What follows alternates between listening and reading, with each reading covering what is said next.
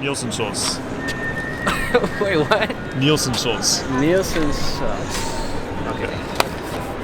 You ready? You recording already? Yeah, we're recording. Okay. What is up, guys? Ricardo here, bringing you another video. And today, you know, I told you and I promised you that I was gonna do another video for interviewing people that already made that step that I want you guys to make. That's how you say it. But anyways, today we're gonna be with Liam. Screw your name. Man, I can't remember your name. Nielsen shorts. Nielsen shots. Okay, you guys. Just say ad confoundment. Look, I'm gonna cut that part, so don't worry about it. I'm probably not, so you know. Okay.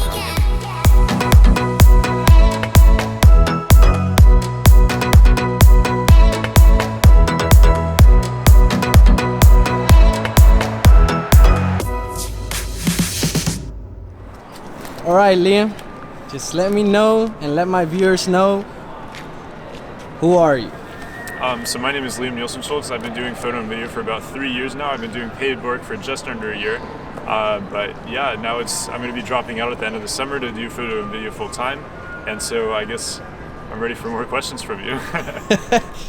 We're trying a new lens, and that is why we're cutting a lot. So he's letting me borrow this lens, which is a monster of a lens, and it's really cheap. But anyways, we're not here for that lens. We're here for Liam, and I'm gonna ask you, bruh, how did you start? How was it, and how hard it was to make that first step? Yeah, so I originally started with photography in a film course that I took my sophomore year of high school. I didn't really take it because I was passionate about photography at all. I just took it because I wanted to get an easy A in something, and my GPA really needed it. And so I continued with it, just kind of learning like the technical aspects of film, not really learning how to be a better photographer. And after doing that for a little while up through high school, finally my senior year came around. I was still just kind of joking around in that class, using it mostly as a study hall. But I finally decided to take it seriously my second semester. And so when I decided to do that, I took a camera down to Center City to shoot, just rented it out from my school.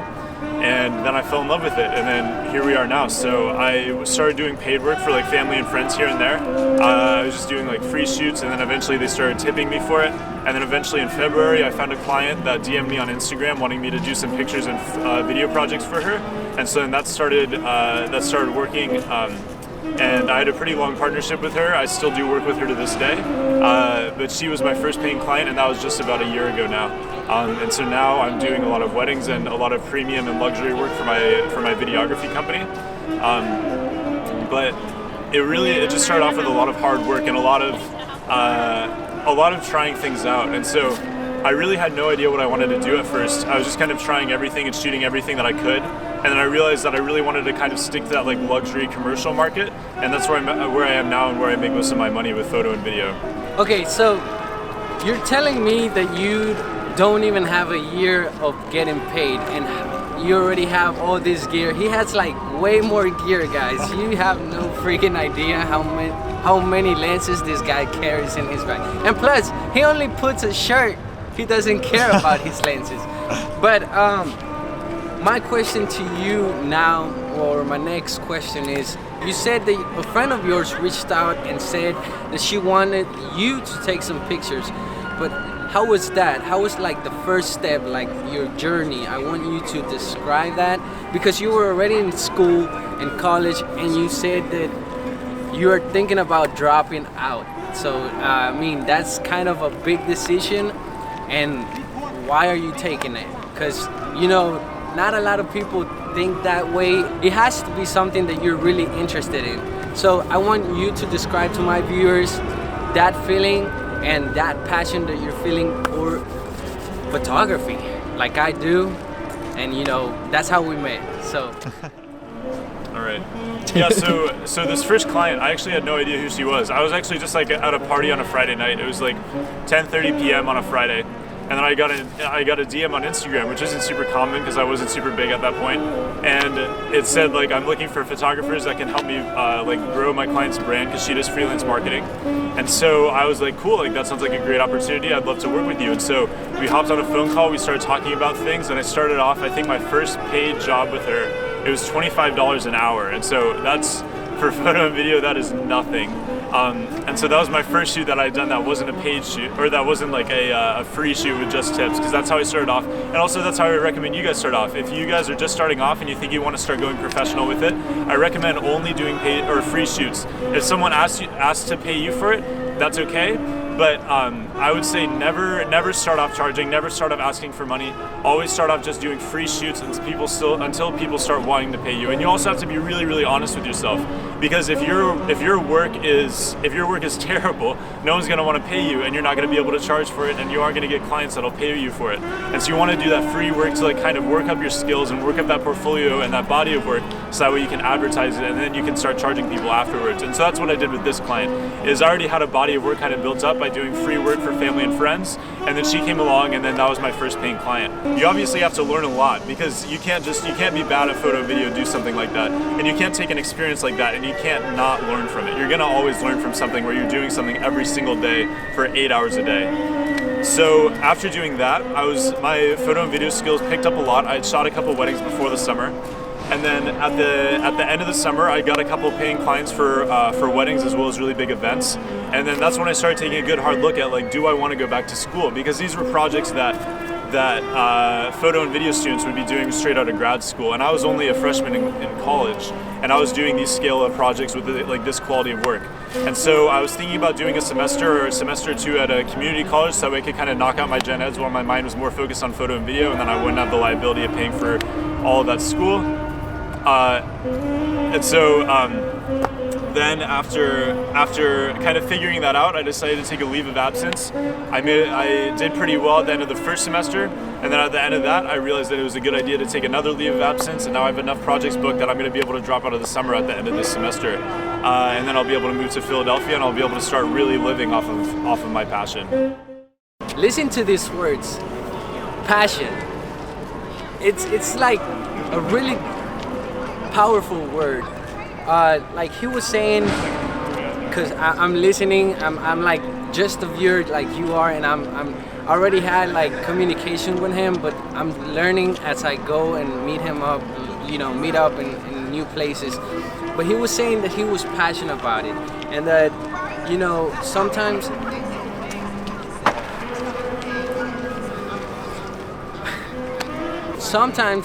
it's really scary to start something new, and we get rejections, we get no's, we get yes with people that don't want to know about us, and they just say yes because they want us to get out of here.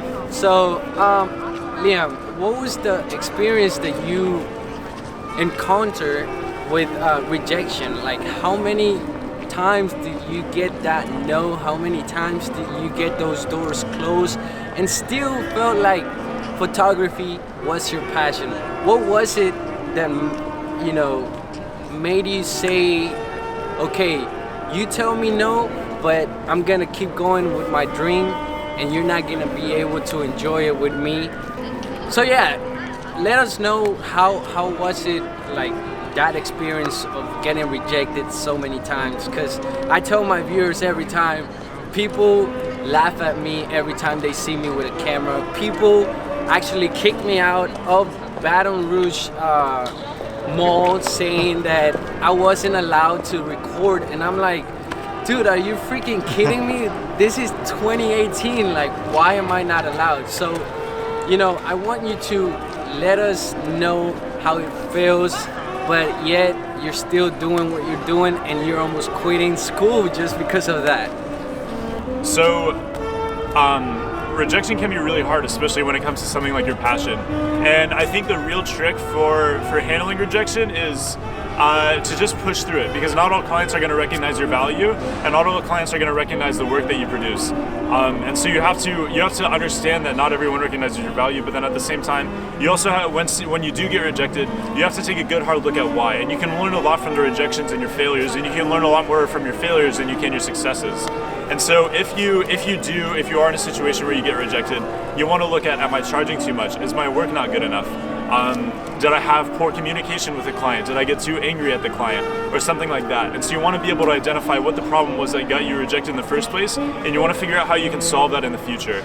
And so one example that I had was I had a client that reached out to me, and the issue that I had was I got to the money way too quickly. I didn't establish a rapport or a relationship with the client beforehand, and so that resulted in we ended up, it was it was a little bit of a tough situation with the client, I guess, to say nice things about it. But I was able to look at it and I realized since I got to the budget way too fast, I didn't establish a rapport, I didn't establish a relationship, I didn't sell myself well enough.